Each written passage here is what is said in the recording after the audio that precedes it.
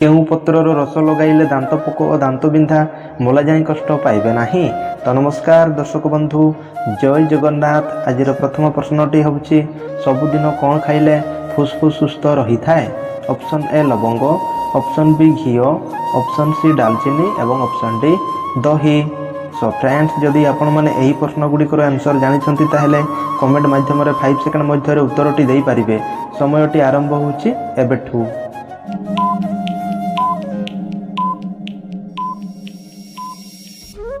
Show friends, ଏହାର ସଠିକ୍ ଉତ୍ତରଟି ହେଉଛି ଅପସନ୍ ବି ଘିଅ। ସବୁଦିନ ଘିଅ ଖାଇଲେ ଫୁସ୍ଫୁସ୍ ସୁସ୍ଥ ରହିଥାଏ। ସୋ ଫ୍ରେଣ୍ଡସ୍, ଏବେ ଦେଖିବା ପରବର୍ତ୍ତୀ ପ୍ରଶ୍ନଟି। ବାରମ୍ବାର ଝାଡ଼ା ହେଲେ କ'ଣ ଚୋବାଇ ଖାଇଲେ ଝାଡ଼ା ବନ୍ଦ ହୋଇଯାଏ? ଅପସନ୍ ଏ ଅଦା, ଅପସନ୍ ବି ଜିରା, ଅପସନ୍ ସି ଗୋଲମରିଚ ଏବଂ ଅପସନ୍ ଡି ମେଥି।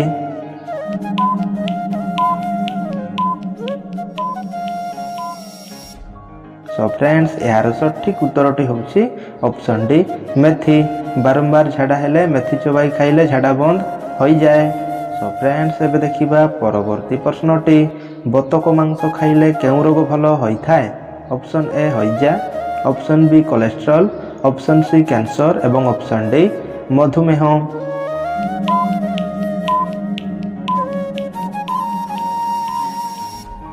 ସୋ ଫ୍ରେଣ୍ଡସ୍, ଏହାର ସଠିକ୍ ଉତ୍ତରଟି ହେଉଛି ଅପସନ୍ ବି କୋଲେଷ୍ଟ୍ରଲ୍। ବତକ ମାଂସ ଖାଇଲେ କୋଲେଷ୍ଟ୍ରଲ୍ ରୋଗ ଭଲ ହୋଇଥାଏ। ସୋ ଫ୍ରେଣ୍ଡସ୍, ଏବେ ଦେଖିବା ପରବର୍ତ୍ତୀ ପ୍ରଶ୍ନଟି। ମାଛର ମୁଣ୍ଡ ଖାଇଲେ କେଉଁ ସମସ୍ୟାରୁ ମୁକ୍ତି ମିଳିଥାଏ?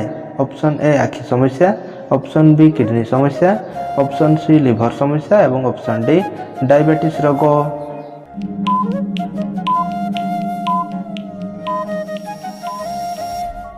ସୋ ଫ୍ରେଣ୍ଡସ୍, ଏହାର ସଠିକ୍ ଉତ୍ତରଟି ହେଉଛି ଅପସନ୍ ଏ ଆଖି ସମସ୍ୟା।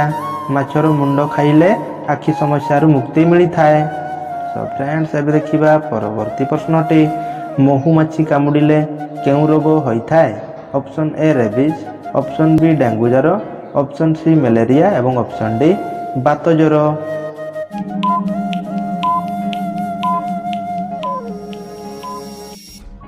ସୋ ଫ୍ରେଣ୍ଡସ୍, ଏହାର ସଠିକ୍ ଉତ୍ତରଟି ହେଉଛି ଅପସନ୍ ଡି ବାତ ଜ୍ୱର।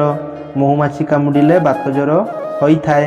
ସୋ ଫ୍ରେଣ୍ଡସ୍, ଏବେ ଦେଖିବା ପରବର୍ତ୍ତୀ ପ୍ରଶ୍ନଟି। ଘର ପାଖରେ କେଉଁ ଗଛ ଥିଲେ ସାପ ଆସନ୍ତି ନାହିଁ? ଅପସନ୍ ଏ କାମିନୀ ଗଛ, ଅପସନ୍ ବି ତୁଳସୀ ଗଛ, ଅପସନ୍ ସି ଲେମ୍ବୁ ଗଛ ଏବଂ ଅପସନ୍ ଡି ଅରଖ ଗଛ।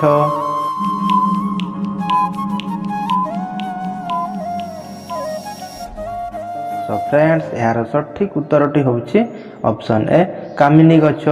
ଘର ପାଖରେ କାମିନୀ ଗଛ ଥିଲେ ସାପ ଆସନ୍ତି ନାହିଁ। ସୋ ଫ୍ରେଣ୍ଡସ୍, ଏବେ ଦେଖିବା ପରବର୍ତ୍ତୀ ପ୍ରଶ୍ନଟି। ପରିସ୍ରା କରିବାର କେତେ ମିନିଟ୍ ପରେ ପାଣି ପିଇବା ଉଚିତ? Option A 20 minute, option B 45 minute, option C 35 minute ଏବଂ option D 40 minute.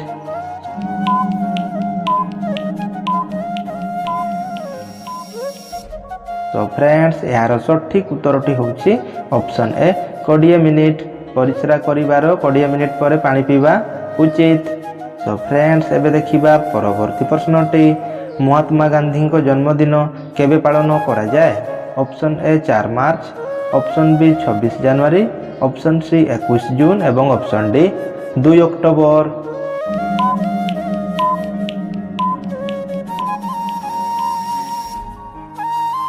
So friends, ଆଶା କରୁଛି ଏହି ପ୍ରଶ୍ନର ସଠିକ୍ ଉତ୍ତରଟି ଆପଣମାନଙ୍କୁ ଜଣାଥିବ। ତେଣୁ ଏହାର ସଠିକ୍ ଉତ୍ତରଟି ଆପଣମାନେ କମେଣ୍ଟ ମାଧ୍ୟମରେ ନିଶ୍ଚୟ ଜଣାନ୍ତୁ।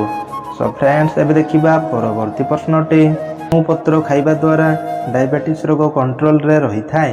ଅପସନ୍ ଏ ଭୃଷଙ୍ଗ ପତ୍ର, ଅପସନ୍ ବି ନିମ୍ବ ପତ୍ର, ଅପସନ୍ ସି ବେଲପତ୍ର ଏବଂ ଅପସନ୍ ଡି ମେଥି ପତ୍ର।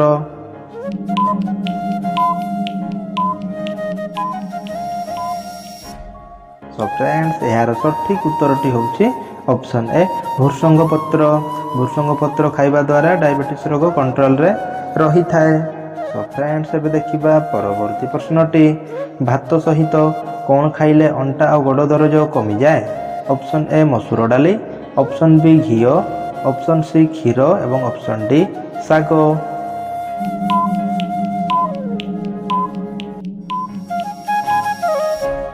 ସୋ ଫ୍ରେଣ୍ଡସ୍, ଏହାର ସଠିକ୍ ଉତ୍ତରଟି ହେଉଛି ଅପସନ୍ ଏ ମସୁର ଡାଲି। ଭାତ ସହିତ ମସୁର ଡାଲି ଖାଇଲେ ଅଣ୍ଟା ଆଉ ଗୋଡ଼ ଦରଜ କମିଯାଏ।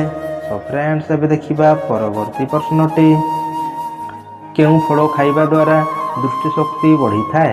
ଅପସନ୍ ଏ ଡାଳିମ୍ବ ଫଳ, ଅପସନ୍ ବି କିୱି ଫଳ, ଅପସନ୍ ସି ଆମ୍ବ ଫଳ ଏବଂ ଅପସନ୍ ଡି ଲିଚୁ ଫଳ। ସୋ ଫ୍ରେଣ୍ଡସ୍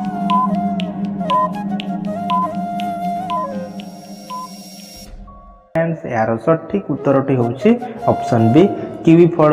କିୱି ଫଳ ଖାଇବା ଦ୍ୱାରା ଦୃଷ୍ଟିଶକ୍ତି ବଢ଼ିଥାଏ। ସୋ ଫ୍ରେଣ୍ଡସ୍ ଏବେ ଦେଖିବା ପରବର୍ତ୍ତୀ ପ୍ରଶ୍ନଟି। କେଉଁ ଫଳକୁ ଅମୃତ ଫଳ ବୋଲି କୁହାଯାଏ? ଅପସନ୍ ଏ ସେଉ ଫଳକୁ, ଅପସନ୍ ବି ପିଜୁଳି ଫଳକୁ, ଅପସନ୍ ସି ଅମୃତଭଣ୍ଡା ଫଳକୁ ଏବଂ ଅପସନ୍ ଡି ଅଙ୍ଗୁର ଫଳକୁ।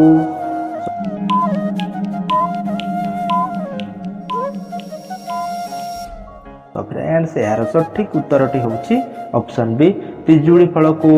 ପିଜୁଳି ଫଳକୁ ଅମୃତ ଫଳ ବୋଲି କୁହାଯାଏ। ସୋ ଫ୍ରେଣ୍ଡସ୍ ଏବେ ଦେଖିବା ପରବର୍ତ୍ତୀ ପ୍ରଶ୍ନଟି। ବାସି ତୋରାଣୀରେ କେଉଁ ଭିଟାମିନ୍ ବହୁ ମାତ୍ରାରେ ମିଳିଥାଏ?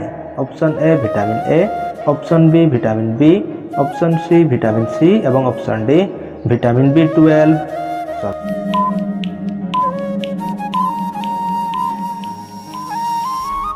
ଫ୍ରେଣ୍ଡସ୍ ଏହାର ସଠିକ୍ ଉତ୍ତରଟି ହେଉଛି ଅପସନ୍ ବି ଭିଟାମିନ୍ ବି। ବାସି ତୋରାଣୀରେ ଭିଟାମିନ୍ ବି ବହୁ ମାତ୍ରାରେ ମିଳିଥାଏ। ସୋ ଫ୍ରେଣ୍ଡସ୍ ଏବେ ଦେଖିବା ପରବର୍ତ୍ତୀ ପ୍ରଶ୍ନଟି। ପ୍ରତିଦିନ ଖାଲି ପେଟରେ ମେଥି ପାଣି ପିଇବା ଦ୍ୱାରା କେଉଁ ରୋଗକୁ କଣ୍ଟ୍ରୋଲ କରିଥାଏ? ଅପସନ୍ ଏ ହଇଜା, option B cancer, option C cholesterol ଏବଂ ଅପସନ୍ ଡି ଏସିଡିଟି।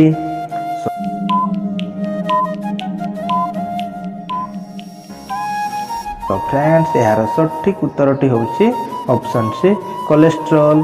ପ୍ରତିଦିନ ଖାଲି ପେଟରେ ମେଥି ପାଣି ପିଇବା ଦ୍ୱାରା କୋଲେଷ୍ଟ୍ରଲ୍ ରୋଗକୁ କଣ୍ଟ୍ରୋଲ କରିଥାଏ। ସୋ ଫ୍ରେଣ୍ଡସ୍ ଏବେ ଦେଖିବା ପରବର୍ତ୍ତୀ ପ୍ରଶ୍ନଟି। କେଉଁ ଫଳର ରସ ପିଇବା ଦ୍ୱାରା ଆଖିର ଦୃଷ୍ଟିଶକ୍ତି ବୃଦ୍ଧି ହୋଇଥାଏ? ଅପସନ୍ ଏ ଗାଜର, ଅପସନ୍ ବି ଲିଚୁ, ଅପସନ୍ ସି ବିଟ୍ ଏବଂ ଅପସନ୍ ଡି ଡାଳିମ୍ବ।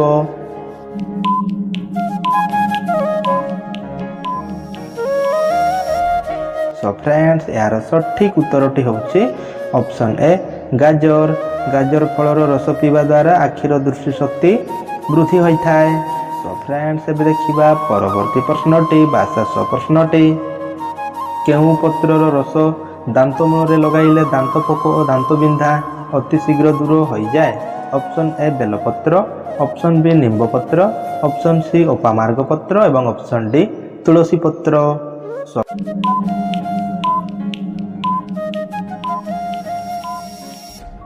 ଫ୍ରେଣ୍ଡସ୍ ଏହି ପ୍ରଶ୍ନର ସଠିକ୍ ଉତ୍ତରଟି ଜାଣିବା ପୂର୍ବରେ ଯଦି ଆପଣମାନେ ଆମର ଚ୍ୟାନେଲକୁ ନୂଆ କରି ଭିଜିଟ୍ କରିଛନ୍ତି ତାହେଲେ ଚ୍ୟାନେଲଟିକୁ ସବସ୍କ୍ରାଇବ୍ କରି ପାଖରେ ଥିବା ଘଣ୍ଟି ବଟନଟିକୁ ଦବାଇ ଅଲ୍ ଉପରେ କ୍ଲିକ୍ କରିଦିଅନ୍ତୁ, ଯାହାଫଳରେ କି ଏହିପରି ଉପଯୁକ୍ତ ଭିଡ଼ିଓ ଆପଣମାନେ ସର୍ବପ୍ରଥମେ ପାଇପାରିବେ। ସୋ ଫ୍ରେଣ୍ଡସ୍ ଏବେ ଦେଖିବା ଏହି ପ୍ରଶ୍ନର ସଠିକ୍ ଉତ୍ତରଟି ହେଉଛି ଅପସନ୍ ସି ଅପାମାର୍ଗ ପତ୍ର। ଅପାମାର୍ଗ ପତ୍ରର ରସ ଦାନ୍ତ ମୂଳରେ ଲଗାଇଲେ ଦାନ୍ତ ପୋକ ଓ ଦାନ୍ତ ବିନ୍ଧା ଅତି ଶୀଘ୍ର ଦୂର ହୋଇଯାଏ। ସୋ ଫ୍ରେଣ୍ଡସ୍ ଆଜିର ଭିଡ଼ିଓଟି ଏଇଠି ଶେଷ କରିବା। ପୁଣି ଦେଖା ହେବା ପରବର୍ତ୍ତୀ ଭିଡ଼ିଓରେ। ଜୟ ଜଗନ୍ନାଥ।